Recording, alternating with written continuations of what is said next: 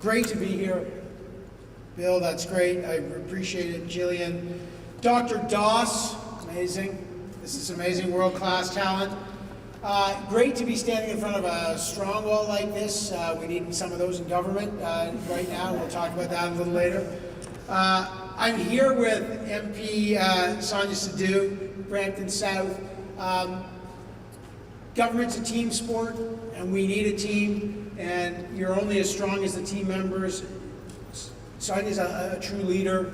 She's here from Brampton South because she cares about the region, because we do not just live in silos. The work done here is going to affect people all over the country. The innovations done here affects everyone, and that's why Sonia's here. Delighted. I should say we had our entire Liberal Ontario caucus, not all of them, but we had 60 members, ministers, and MPs here in the last couple of days, touring the region, seeing the new Gordie Howe Bridge, seeing Nexstar Energy, meeting with the unions. We just did a roundtable with the auto parts and the auto sector, because, look, I won't sugarcoat it, we know we're in a crisis, and we'll talk about that. This is not just the front end of the crisis, but we have to move from reliance to resilience, and this is the place that's doing it. And today what I want to talk about, and I know we'll have a press conference after, but this, when we talk about moving from reliance to resilience, it's only done through innovation. And it's only done with the kind of investments and partnerships that we're going to see today. And this is what we talk about when we talk about building Canada strong, with a 3D printer, 3 stories tall, and we'll talk about that. So it's delightful to be here. Bill said he wanted to introduce Nancy Gardner, President of FedDev Southern Ontario, and Linda Cousineau, our Vice President of Business Innovation and Community Development for FedDev. Just so you know, these people are remarkable. I don't know if you've met them. Their teams meet with business leaders and innovators every single day, and they deliver information to government to make investments, and you'll see the fruits of that today. I want to thank them. Their ongoing work is absolutely spectacular. I'm up here taking credit for a lot of their work. They work hard every day, and you know, I spent 10 years running a small business. I know how hard it is, and getting an ally like the Federal Development Southern Ontario team, Nancy and Linda's team, incredible work, so thank you to them. It's been fantastic. Okay, as Bill said, my title is long, the Minister of AI, Digital Innovation, and FedDev, but we're here because Windsor, Essex, this whole region is really an example of where these things come together. Real economic power, real economic development, real digital innovation, a real entrepreneurial energy.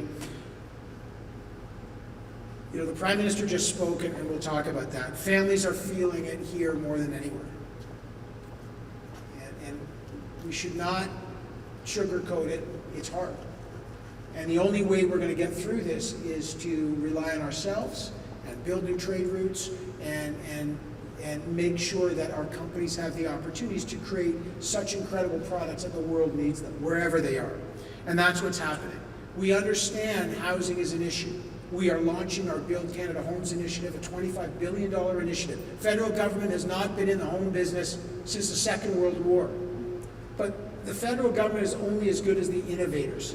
And that is why the innovations today, trying to deal with rising housing prices, limited supply, have created pressure, but we can alleviate that pressure to build smarter, faster, more sustainable homes. It's never been more urgent. That's what Minister Robertson talks about, the Prime Minister, myself, all of us, and that's what we're going to see today.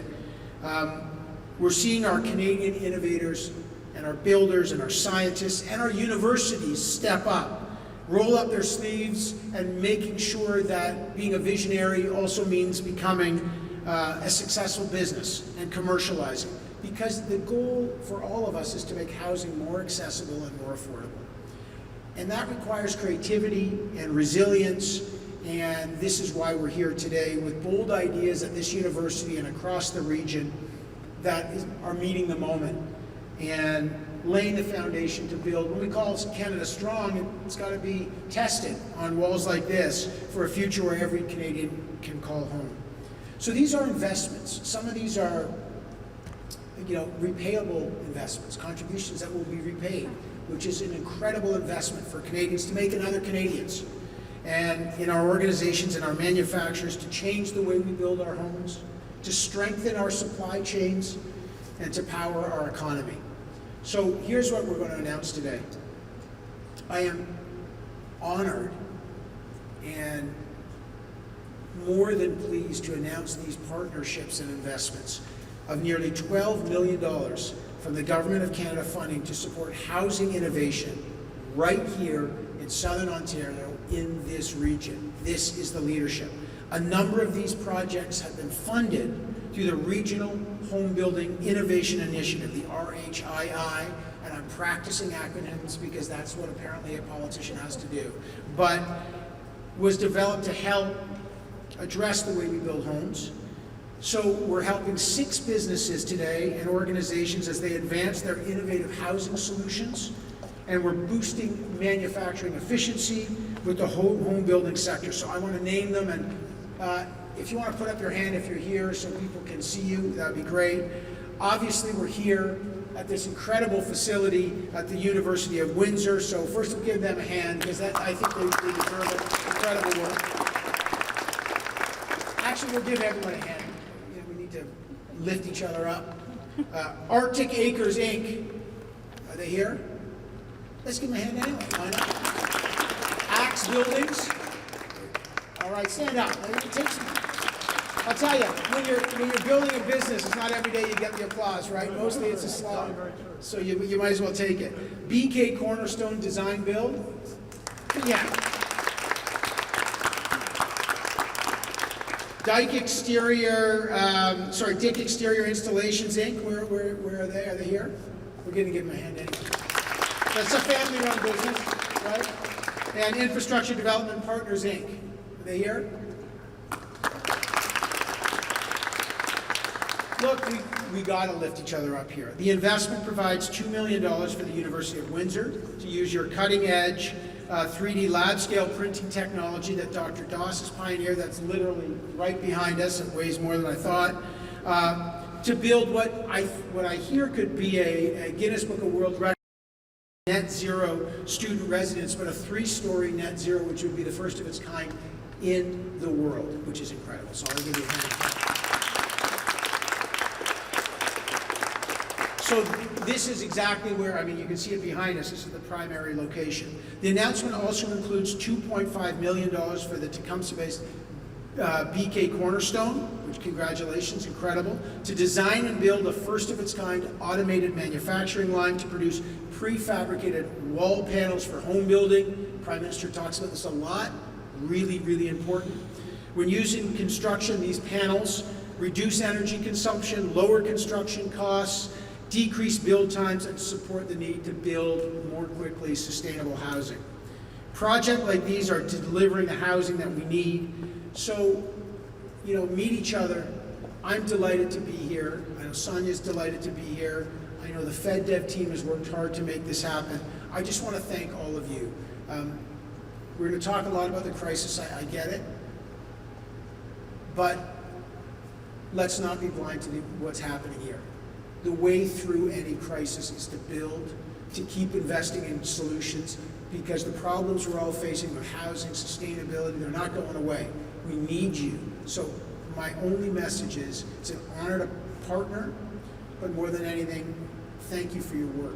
It takes hard work to do what you do, and to build and to build. This is a country of builders. All of you are doing it.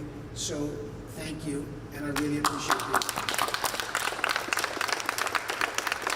So I think, Bill, you're up. I feel like we all appreciate it. Windsor being the southernmost city in Canada, we do celebrate the fact that when we have ministers come down to see us with such important announcements, it's really incredible for us to have that here in our community. So I'm going to get two people to come up. First is going to be Jillian Hyes, our VP of Finance and Operations, and then next I'll get Brent to come up. But first, please welcome Jillian, our Vice President of Finance and Operations here at the University of Windsor. Good afternoon, everybody, and welcome, bienvenue at the University of Windsor. It is such an honor to be here today to speak about an amazing, groundbreaking housing project that we're launching here. It delivers local impact, national alignment, and global ambition. With the support of FedDev Ontario, an outstanding group of partners, we are delighted to launch a project that will showcase the talent and technology available here on our campus, our students, our researchers, and beyond to expedite home building. This project presents the university with a unique opportunity to integrate cutting-edge, sustainable technology while advancing impactful research happening here. Through this innovative project, UWindsor will explore the capabilities of 3D printing technology through the construction of a net zero building that will demonstrate innovative housing solutions while acting like a living lab for our researchers. It will be located on our campus at 1025 California Ave and is expected to open just next summer in 2026. It will house 7 residential units geared towards students. We're so proud of the project, and we're really proud of its robust research component, which includes hands-on training for 60 participants, including students here at our university and beyond, construction professionals, engineers, and government officials, a virtual conference, and a dedicated website to promote the 3D printing technology and automation in home building. The university's research will be led by Dr. Das, who was introduced a few moments ago, one of our professors and the Associate Dean of Research here at the Faculty of Engineering. Dr. Das and his team are advancing 3D printing technology in home building by studying construction materials, methods, and alternatives. Ultimately, this project is a showcase of the talent and technology available here in Windsor, Essex, and of what we can achieve when government, academia, and industry come together with purpose. Together, we're helping Canada lead the way in housing innovation, automation adoption, and sustainable construction, and demonstrating how local action can help solve national challenges. Thank you again, Minister, and to FedDev Ontario, all of our incredible partners for making this vision a reality, and we hope to have you all back on campus in the spring to see the house when it's built. Thank you.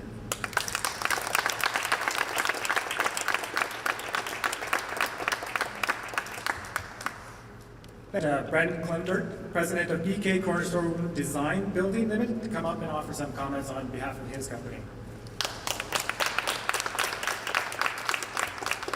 Thank you, Bill. Good afternoon, Minister Solomon, honored guests, partners, and friends. On behalf of the entire BK Cornerstone team, I want to express our deep gratitude for the federal government's investment in home building innovation and for selecting our company as a recipient for this pivotal funding. BK Cornerstone was founded by my father in 1987 with a simple mission: to build homes that stand the test of time. Over the decades, I feel we've led the way, constructing one of Windsor Essex's first net zero homes, R2000 homes, Energy Star, and now first full-scale townhome development as an Energy Star, or as net zero. Today, that spirit of innovation continues. This funding allows us to accelerate the development of our automated wall panel production line that's revolutionizing how we build homes in Southern Ontario. With this technology, we're not just making homes faster, we're making them smarter, more energy efficient, more attainable for the Canadians that need them most. Through this project, we will reduce build times, cut construction costs, and increase housing output. Most importantly, we'll be helping Canada meet its climate goals by embedding net zero performance into every panel we ship. Minister, your leadership in this investment are helping companies like ours transform vision into reality. Together, we're proving that innovation and sustainability can go hand in hand, and that Southern Ontario can lead the way in modernizing Canada's construction sector. Thank you.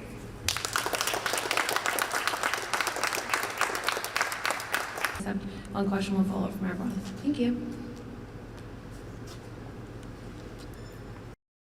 Questions? We can just go. We can proceed to the photo. That's always good. Sorry, Evan, you're not going to get away that easy. Michelle Molesky from CTV Windsor and AM 800 Radio. Just wondering specifically about the building piece. Or what we're talking about, is that the wall behind you? Is that what this? No. It's the smaller ones. That's Okay. a testing wall. That's the strong. I think that's the, as Bill was saying, they call the strong wall to test the engineering. This is the 3D printing that Dr. Das is doing. Have you seen anything like this in other jurisdictions and So universities? there's nothing that is going to rival the a net zero 3-story 3D printed building, and Dr. Das can talk about that. That's the goal here. There's lots of modular housing, lots of 3D. There's lots of this going on across Canada, which is really good. We need a lot of it, and I think Jillian said it really well. The connection between the government, academia, and business is absolutely critical, because you can't innovate without it. So, you know, you get a federal development grant to do this stuff, it aligns with our overall policy about sustainable housing and affordable housing. And then you get new technologies that are frontier technologies that are doing things that we haven't seen yet. So 3-story 3D printed housing has never been done, right? So, you know, this is what the frontier looks like. But there's lots of places that are trying to do this. It just so happens Windsor's literally at the very front of it right now, which is fantastic for the university and fantastic for the business, the country. I am going to pivot at this point. You and other Liberal MPs campaigned on an elbows-up approach dealing with U.S. President Donald Trump. Does today's announcements from the Prime Minister to remove counter-tariff on CUSMA goods go against that election pledge? Yeah, just thanks for the question. Let me just say a couple things about the announcement for those people that didn't see it. The Prime Minister has said, and it's really important, that there is no country around the world currently has as good a trade deal as Canada. So, you know, 2 years ago, just so people know, the average tariff rate for any country dealing with the United States, any country, was 2%. Right now, it's 16%, okay, for average around the world. Canada's average tariff on 85% of our goods are tariff-free. Are tariff-free. 85% of Canada's goods. That is the envy of the world. So we are significantly lower than other countries. Now, our strategic industries have been hit hard, and we can't sugarcoat it, especially here. Auto, steel, we know that. What happened today was the Prime Minister and the President had a very constructive call, and Canada is matching something that the United States did.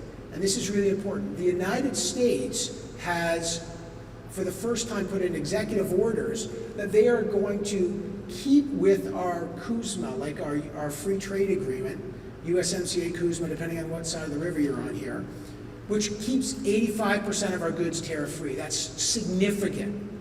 And what happened earlier is on non-CUSMA related items, bourbon, you know, after the fentanyl issue, there was tariffs on it. And so what the Prime Minister has done today is match the U.S. and take off tariffs off those non-CUSMA related goods, right? So you remove it, but still we have maintained on the tariffs on our strategic industries, steel, aluminum, auto, right? We're very much still in the game. And you know, look, as someone who got half his tooth knocked out in hockey, I can say there is a time to take a penalty and drop the gloves, and there's a time to play the game. And we are both dropping the gloves to make sure that our steel, aluminum, and our strategic sectors are protected. That remains in play.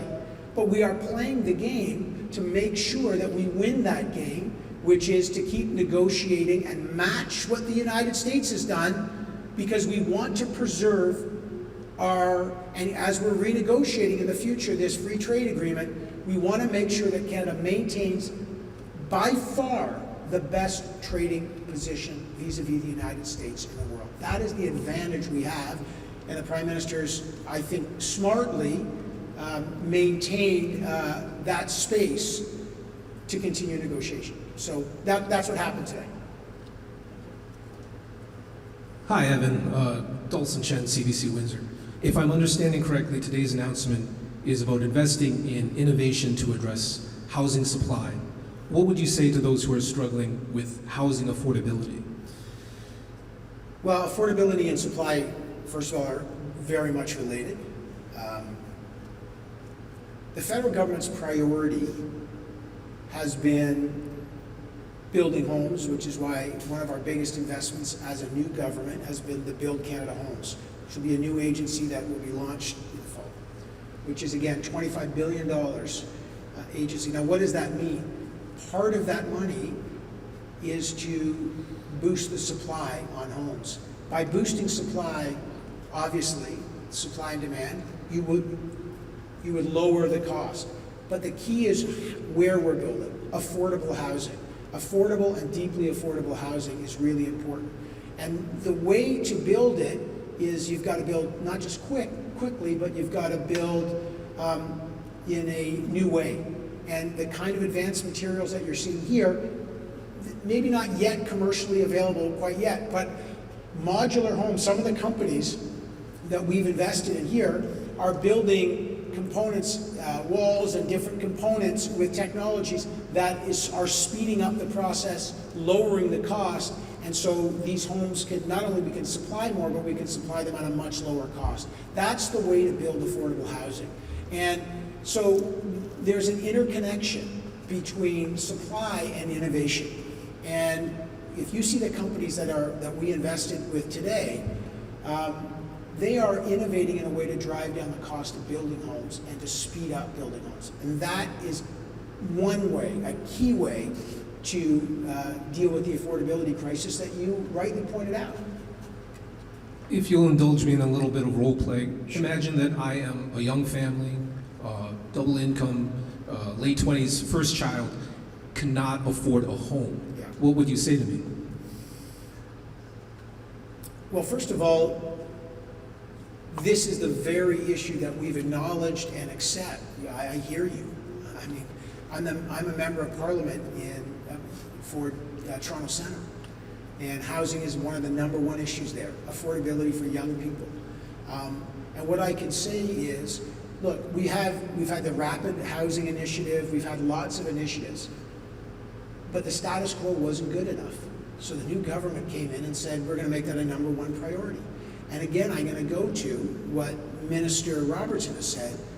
We are trying to double the number of homes to 500,000 over the coming years. But to do that, you've got to do it in an affordable way. So for you in the role, for a young couple with someone trying to afford their first house, more supply, getting, for example, what we've done is remove GST from first-time home buyers, right? That's $50,000 for houses under $1 million. That's $50,000 savings right there. These are material things. There's instruments not only in our platform, but in building to make sure that you're exactly right. The first-time home buyer has an opportunity to build affordable houses. Again, it was in the Second World War that you see around Windsor, around Toronto, you see those what we used to call wartime houses. Those were average working class folks that had an opportunity to own a house and raise their family in a house. And those houses are still standing. They're really still great houses. We have better technology, we can build them faster, and that's the world we want. And the Prime Minister has talked about is giving families that same opportunity. And the federal government is now back in the game to do just that, to help accelerate those houses with those mechanisms. Thanks for indulging. No, thanks. No, fair point. Hi, I'm Taylor Campbell with the Windsor Star. What was your biggest takeaway from your time on Summer Caucus Retreat in Windsor and Essex County, and how will that impact your work on Parliament Hill? Great question. We had almost 60 MPs here. I spent an hour and a half with the mayor last night. I was just at a round table with a group of leaders in the automotive and auto parts sector, along with colleagues like Sonia. We toured factories. Two things strike me. The crisis is real, and this is the front line. One. Two, the resilience is real, and the innovation is real. And you're seeing not just a defensive posture here, but an offensive posture. There's still foreign direct investment coming here. There's still big companies coming here. There's great engineering students that are coming here. There's world-class talent that are coming here. And again, this is not to put a spin on the threat, but we are here because the opportunities remain here. This is vital to the growth, not just of the city, the province, and the country, but advanced manufacturing, and manufacturing is the cornerstone to where we want to be.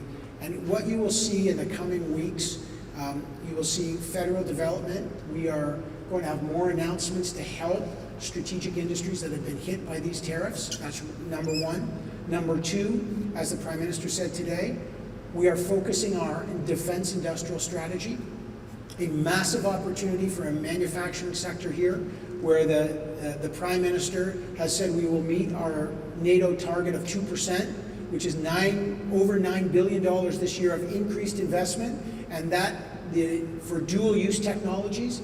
So the opportunity for manufacturers to be part of that is a really important base right here. And so the big takeaway we have is we are moving from reliance on one big customer to resilience. And that move can only happen with innovation, with government listening and participating, and actually investing in the entrepreneurial spirit that's right here. And you know, we focus on some tough stories a lot, but today you see, I mean, literally, my job is to help build the economy of the future. And I literally feel like we're standing in front of what that's going to look like. And it starts in rooms like this, and it starts with teachers like that, and it starts with entrepreneurs like that, and it starts with leaders. So, you know, we came away here sober,